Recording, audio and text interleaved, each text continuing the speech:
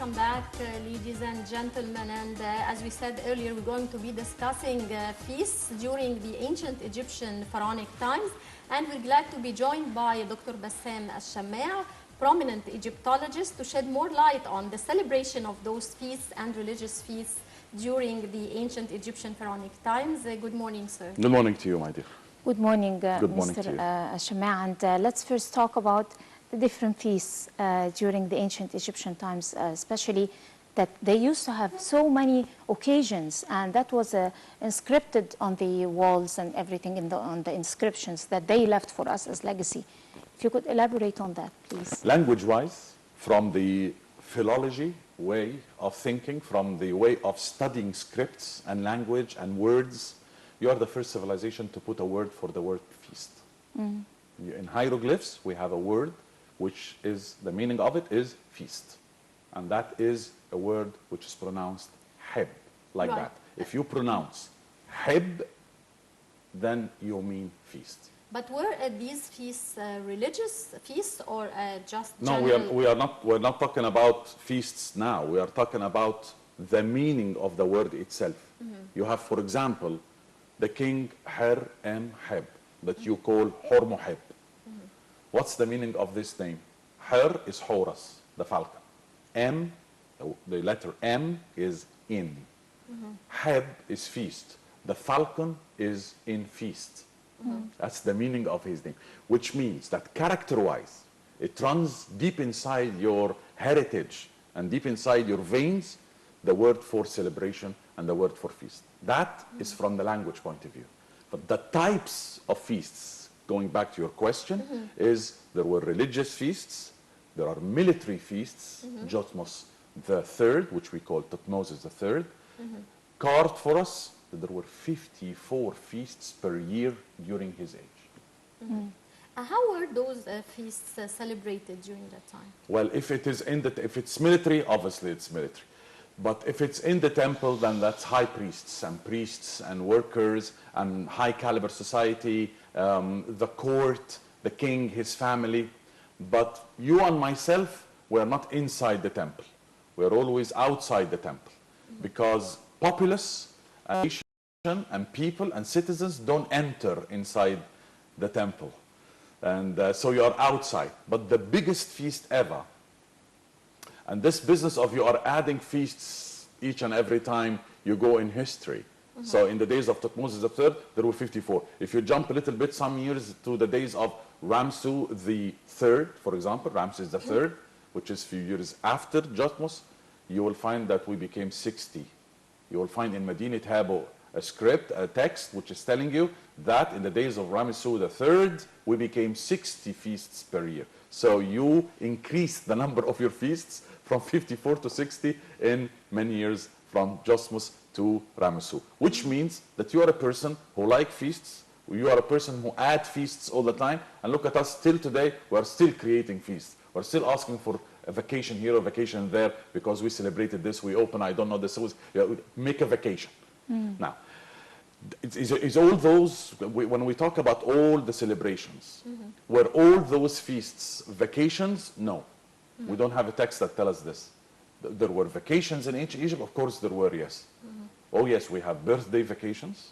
We have a text that says that the person was asking for a vacation to go back to his house to celebrate his daughter's birthday. So we know that that was a celebration. We know that the first day of that doesn't even exist now. Exactly. We know for sure that, because there was a text which is telling us this, that the first day of each season is a feast. So we have 3 feasts a year because there were 3 seasons a year in ancient Egypt. There is the season Akhet in hieroglyphs, which is the season of the flooding. First day of that season, it's a feast. It's the feast of the flooding season. The Shimu, which is all sorts of things about spring and about, the summer and the heat and all of this, then it's the first day, it is a feast. And then you have the Peret. Peret in hieroglyphic is the word for the season of winter. So the Peret, the weather is Peret. In Arabic we say it's Berd. Peret, Berd. Could be a relation here or what. So we know for sure. We also know that the workers had vacations. Now, there is a relation between a happy day in ancient Egypt, a good day, and a holiday. Make holiday. There was hieroglyphic kind of symbols which were written to show the meaning of make a holiday. Have a good day. Exactly like that. Have a good day. So the Hiru is the word for day. Nefer is good or beautiful. So a beautiful day, this is the word for a vacation, a holiday. Right. What about the religious festivities? There were, of course, many days off for religious feasts. The biggest one of all, I can recall from our very modern were two. One is the Opet or the Ipet festival, which is a very religious festival from Karnak, from the temples of Karnak. The procession take all the way to the temple of Luxor. So temples of Karnak. And we need to change this in our books for our education. The temple of Karnak. No, it's temples of Karnak. The biggest standing temple in the world. After the temple of Artemis was destroyed, one of the 7 ancient wonders of the world. Temple of Artemis. So we know for sure that this procession, that the priests took the statue of the great deity from the temples of Karnak to Luxor, and they will be kind of flanked on both sides by the double avenue of sphinxes, which is now being restored. That almost 3 kilometers between the temples of Karnak, that was a huge festival. And the people used to be on both sides celebrating. So now this is a mix between the religious and the populous festivities. We have a king, which nobody mentions, I don't know why. His name is Nefer-ir-Ka-Ra, probably because of his name. So Nefer-ir-Ka-Ra was celebrating with his priests, an amazing celebration. And the celebration was called tagging the boat. And that is by putting a rope on a boat, and the king and the priests dragging the boat by the rope. So we know for sure because there was a text telling us about this festivity. But to me, the most interesting festival or the most interesting Eid which were celebrated was that which was mentioned by Herodotus of Tel Basta. Tel Basta is Zakazik now in Sharqiya Governorate. Tel Basta, if you go now today, you will find a vast area with dilapidated monuments. And it was the capital at that time, right? You will be amazed to look at the most gigantic statue of a princess statue standing like so, only excavated some years ago. And nobody's mentioning the lady. Why? She's gorgeous. She's beautiful. And the statue is gigantic. You're not going to believe the size. And that was excavated some years ago. Why are we not? Why are we not exposing all of those pieces of information? So, if you go to Tel Basta, you will know that there was a celebration for the goddess who was in charge of that temple. Who was she? She was the mythological character Bastet. Bastet, Tel Basta here. The name lived in Arabic. Bastet is the cat. That black, thin, bony, somehow, cat of ancient Egypt that its statues are famous in all the museums. Now, how many people attended that festival? The festivity was attended by 700,000 Egyptians, mentioned by Herodotus. And he said of women and men, and I did not count the babies, the children. So you are talking about 1 million and so attending, and they are not in the temple, once again. They are outside. But he told us an interesting point. He said the people, to go to Tel Basta, they had to take means of transportation.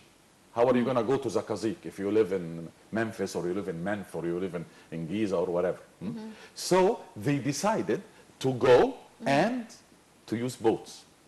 And this made me think our relation with water in feasts. We Egyptians have something between us and water. The Nile. Because of the Nile. It's the river Nile. It's the, I don't know, northern coast. It's any way you want to celebrate, any place you want to celebrate, you go to water. In any celebration, even 6th of October, you will find the Egyptians heading, taking boats from in front of Maspero here, and I don't know, they go to Qanat al-Khairiyah and back. And so is this the origin of our festivity? Do we love going to water because our grandpas and grandmas used to take the boats? So he explained to us that the people wore their outfits and they get on the boats and they use their tambourines and their clapping and their singing and the huge kind of duf, that type of Drums? kind of a drum, right? And they will celebrate, they will sing. While they are passing, villages will hear their singing. So where are we going? And we are going to Tell Bassam. So they join. Stop, we will join. So they wear their stuff, they go on a boat. So they and keep collecting people as long as they go to the Nile. on your way, you are collecting. So you can imagine the River Nile near Tell Bassam, where all those thousands are rushing in that particular day, going towards the cat mythological goddess. I think also because the Egyptians loved cats, as it is. I'm not talking about the cat mythological character, I'm talking about cats. I think they love it because it was well known that the cat was important in the house of the ancient Egyptians, and if a cat died, it was a very, very sad thing, and there are stories about how they will shave their eyebrows, they shave their eye, and they will feel very, very sad about the losing of their cat. Plus, of course, the cats were mummified, as you know. Some of the cats were mummified, and they were placed in coffins in form of wooden cats, and sometimes in a huge box made out of stone, and its name will be carved, and its shape will be carved on the outside of its sarcophagus or its This coffin. means that they were civilized also with the welfare of animals and Oh. other creatures, Oh, and yes, they fine. respected the rights of animals, One of the unlike 40 what's happening now with Egyptians. Exactly, well said, my dear. Because 42 of the no's that you say, when you say, no, I did not, the negative confession, when you go to the Day of Judgment in ancient Egypt, you will have to stand in front of 42 judges and say, no, I did not commit that sin. One of the 42 sins that you are telling the deities of the afterlife, those mythological deities, that I did not do. I did not do this, I did not steal, I did not rape, I did not terrorize. Kill an animal or, No, or I hurt did not. an animal. I did not beat An animal. my pets. My pet. I did not beat, not kill, not harm. I did not beat. And that's why this famous scene of the plowing, when the deceased is depicted or drawn on the wall with beautiful colors, and he is raising his whip. The whip is in a form of a piece of cloth, which is nothing, and he's actually putting it up. You will never see this guy actually with his whip on the body of the pet. The celebration in ancient Egypt was not only in temples, but it was also between people. People loved life. And we have to stop this business of ancient Egyptians did nothing but digging tombs and mummifying people. They loved life, and there is a perfect, complete, direct text. Put on your beautiful linen. Put your beautiful flowers on your chest. Cover your skin with perfumes, and throw all your worries behind your back and think about happiness. Right. If So that was a besides direct- this and besides celebrations around the Nile and the water, what other common rituals were there between all feasts? Oh, the ancient Egyptian feasts went all the way through history, and the character did not change. For example, I'll take you from ancient Egypt to a little bit more modern. We're talking the 17th century. It's the 1600s AD. A man from the Ottoman Empire came with the name of Awliya Chalabi, or Evliya Chalabi. Awliya Chalabi wrote a huge book called Siyahat Nama. Nama in Persian means a book. Siyaha is tourism. So it's the book of tourism. And he wrote it that big, that huge, and it's about Egypt. And he's telling us about the feasts in Egypt at that time. First of all, he mentions a drink that he loved, he called it Tha'lab. Tha'lab is an Arabic word for fox. But of course, he didn't mean that there was a drink made out of fox. Tha'lab, what he actually meant is the drink Sahlab. He called it Tha'lab. And now we call it Sahlab. So that one So of the it's a drinks very to old celebrate. drink. Yeah, exactly. Number two, he said there were many people in the streets of Cairo, many people in the 1600s. So this business of the overpopulated city, it's history as well. But amazingly enough, and what interests me in this guy is that he mentions, and there is no worry whatsoever for women to go walking down the streets in the feasts. Nobody hassled them. One of the main points too, besides animal welfare. Awliya Chalabi is telling us Harassment. there is nobody who is holding, look at the detailed explanation, nobody is holding a knife in his hand or he's drunk and he's dropping and standing in the streets. That is something is unknown to them. And if it happened, they take him to the government where he will be punished by whipping or he will be exiled. He will be sent to Cyprus.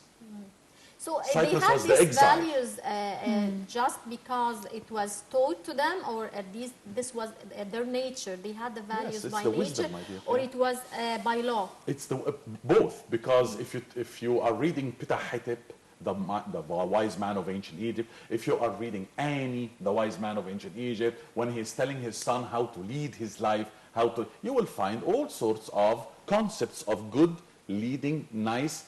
Of course, there were the bad and the good, of course. That was a society like us. They were humans. There will be evil, there will be good. I'll be mistaken to tell you that everything in ancient Egypt was hunky-dory. Everything was, let's live the pink, happy life. Of course not.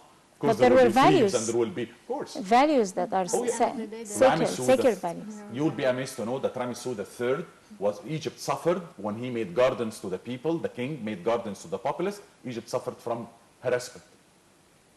There was harassment in those gardens. What did he do? He brought the police. That's what Salim Hassan told us in his encyclopedia. I brought the police, it stopped. Easy. Deal with it with a fist, iron fist. That's what you need to do. Learn from your history so that you don't repeat your mistakes. What's history is good for? History is good for what? History is good for many things, one of which is to learn from your past mistakes. Don't repeat it again.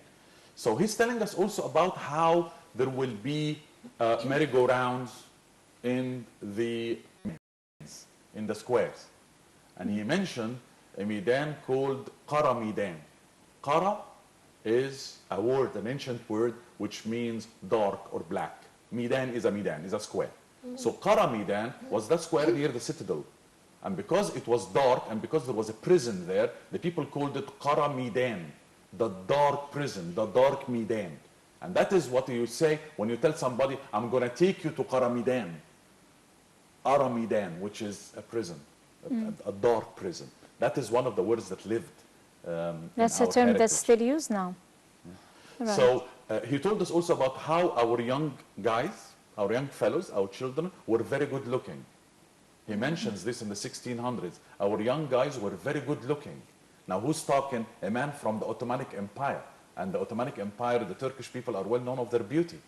So if he's saying, and he comes from the land of beauty, and he says our kids were gorgeous looking, what did they look like? And how they were wearing their beautiful red trousers and red outfits in the Eid, in the festival. So wearing new stuff also was an ancient tradition. And wearing red also is it's something that we're doing a festivity. now. It's a festivity. There was an important festivity that is worldwide known, like if you can correct me of the term or the name of that festivity, which is the Bride of the River or the Bride of the Nile. What is the name of the festivity and why it became so popular over all the other festivities? Well, thank you very much is it real? for raising that. I am so grateful to you guys to raise this point.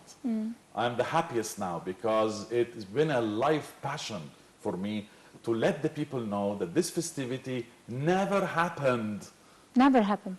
It's a myth. It's a story that was written by a guy.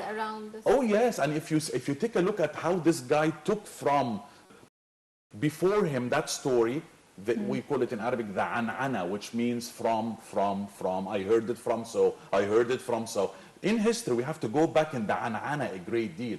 Heard it from who?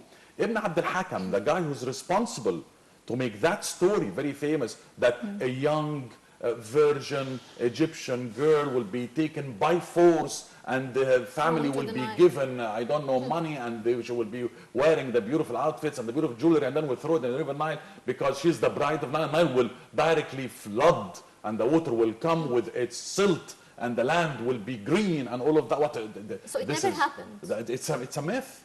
It's a myth which was written by Ibn Abd al-Hakam, unfortunately, who went on taking it from other guys all the way until you reach the last two guys of that particular story. Very important to know them. A man called Ibn Lahi'a and another guy called Qais ibn al-Hajjaj, or Qais ibn al-Hajjaj as we call him today. Those two, if you read about them, as people who write, you will notice the people write about them something very interesting, and are not to be taken from. They are not to be taken from. Those two in particular don't take any history from them. And after Qais ibn al-Hajjaj, there is a very important word in that story, in that feast, says, from, we heard it, we heard it, we heard it, and then, liman haddathu, to those who talk to him. Whenever in history, here is a good piece of advice for everybody who reads history. Whenever you read that particular sentence or phrase, stop and don't take that as a kind of a source for your story. What is? From those who told him. Whenever you hear this or you read this, this is a cut. You become skeptical. Exactly. Because who's telling? It's like he told me. Who he? Who he who told you? That I don't know Ramsey Street, there is a traffic jam. Okay, are you in Ramsey Street now? No, they told me. Who they? So this is exactly the same story. This is a story that we took it. We made movies about it. We spread the word as if we are trying to kind of uglicize our culture. There was not any human sacrifice in any feast in ancient Egypt or modern Egypt. Right. Sacrificing humans were not correct. No, I did not kill. That's what you say in the Day of Judgment. Right. Dr. Bassam Shammaa, a prominent Egyptologist, many thanks for joining us today, sir. Thank you. Thank you very much, and happy Byron. And dear ladies and gentlemen, we now go for a short break and we'll be back to resume the rest of the segments of our breakfast show.